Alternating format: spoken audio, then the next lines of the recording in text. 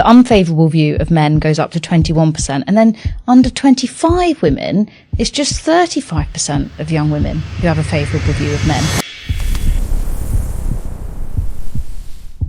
They told you that men hate women because it was critical to sustain the narrative. Describe, let's talk about it. Very used to hearing about young men's negative views of young women, but this really struck me because we found that 72% of young men have a favourable view of young women, 7%, so not very many really, have an unfavourable view of young women. When it comes to women under 30 though, only 50% have a favourable view.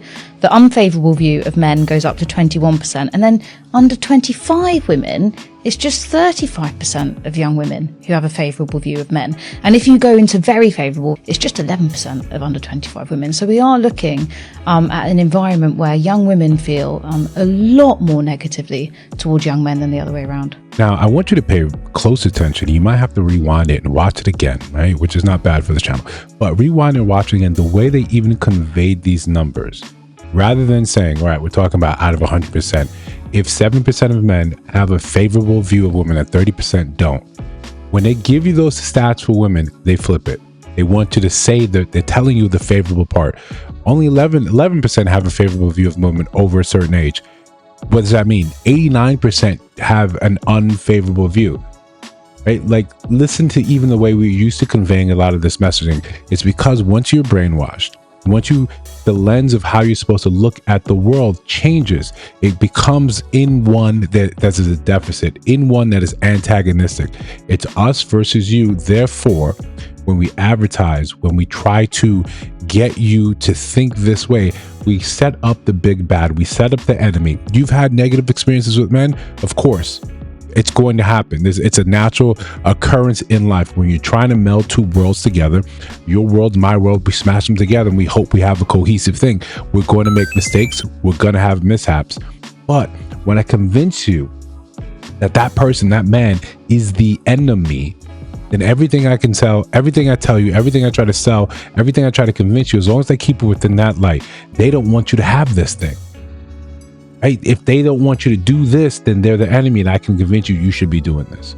They don't want you to get an education. They don't want you to be happy. They don't want you to buy homes. They're trying to keep you down. This is part of the agenda, and I don't want to put on a tinfoil hat, but I would like if we had more nuanced conversations with eyes wide open, where we can see just what is happening, what is occurring right in front of our faces. Generation to generation, you see this bigger and bigger divide of how we least appreciate one another. We reduce men down to a functionality of a wallet of what you can produce.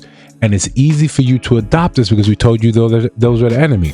We left out the paradoxical nature of this. He's the enemy. Men are the enemy, yet you kind of still need them. But if you need them, make sure you need them in only this capacity. Reduce everything down to nothing. So then what happens? We have conversations where women seem to be unable to process and understand that, yeah, he has feelings. He thinks about things too. He has goals and aspirations. Well, why would they think that? Why would that occur to them when they've been taught and convinced that they're nothing? Let's reduce them down further. Oh, the ugly ones, right? The ones that are chopped, get them out the picture too. So you get all this reduced down to the point where even married women are saying, yo, don't get married. These men ain't trash. Yeah, mine's okay, but if I had a chance to go and do it over, I wouldn't do it. You go to the extreme, and some women are talking about, hey, let's just all get together, live on communes together. And we don't need any men, despite the reality in your face that this is a cooperative sort of environment, a cooperative world we've got going, where the division of hard labor is heavily skewed towards one side. The ability, the fact that we have all of these conveniences is not solely just for men, but it's mostly because of men. But we want to part and parcel these things out. We want to reduce people down to what they can provide, what they can do. And then the way, whenever you see someone, rise up and say, hey, this is kind of wrong. You say, remember when men just used to die, when you used to go to war and die? This is coming from the fairer generation that we're supposed to be chivalrous towards. This is why men look at this and say, what is the point? What is the point of trying to appeal to someone that has labeled you the enemy and continues to treat them? We're trying to move it like it's the Bible, love thy enemy, but it's not working. It's not working. A little survey, right? I'm not calling this the survey they did the little, but this is convincing you of the truth that most men are still looking at women favorably, still look at women as gorgeous creatures to protect. We still look at you like that. We still have with these hopeful eyes, but you're not taught to do that. You're not sort of you open up the internet, they're looking at you, say, yo, don't think like that, right? You're not socialized to think like this. You see video after video. What would you think would happen if you see video after video, creator, woman after woman coming on and saying the same thing, of all shapes, all sizes, all creeds, all saying the same thing again and again and again? But we've never done a real thought experiment, pushed the envelope a little, said, hey, of all the stuff you feel about men, all the stuff that you're espousing, why are you married? How many experiences have you heard about this, or have you had about this? Rather, something that you heard and believed, because we also tell you you're supposed to believe women. So it does not matter that you're being misled. You have no way to understand, to see that you're being misled. You're not using your common sense. You're not using any type of critical thinking.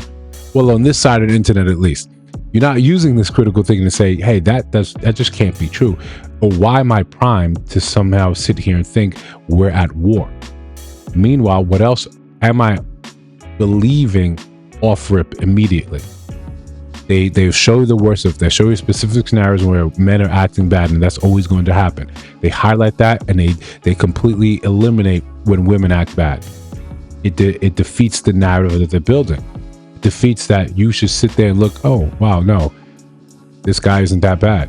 Men in general aren't bad. Most men don't really wish you well. Most men are indifferent to your existence, because when we feel like this constant threat that there's nothing you can do correct, you're either damned if you do, damned if you do. What do people do? Naturally, they just kind of retreat. They pick their spots. Why do you see women constantly complaining men don't stand up with subways, men don't hold doors open? They see me struggling to put something in my car. They see me struggling with the stroller. They see me struggling to move something heavy up the stairs. Where are they? They're not here offering to shovel me stuff.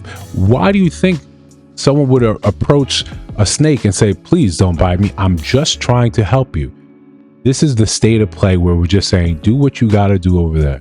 I wish you the best, but when things get physical, things get dangerous, I'm still not comfortable. I still don't feel safe coming to help you, because part of that programming that you're experiencing, we're experiencing the other side of it. We're hearing the negative things about us. We're seeing how you espouse those thoughts.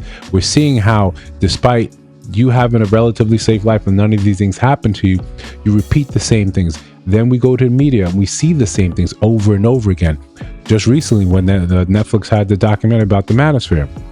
Meanwhile, you have literal misandrists online talking about this, themselves talking about this, but we are so used to men being the ones that have the problem, need the problem fixed. It's incumbent upon them to fix the problem, to hit a goalpost that is ever moving. And to see why it's natural men just say, you know what, I'm good.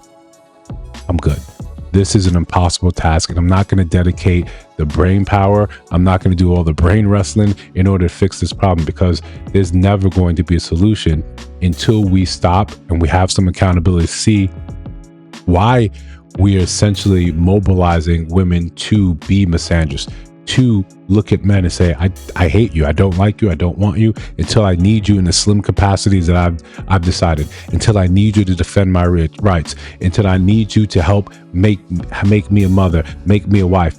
In these roles, it's the only ways I can see you as potentially useful. Outside of that, they kind of just hate your existence.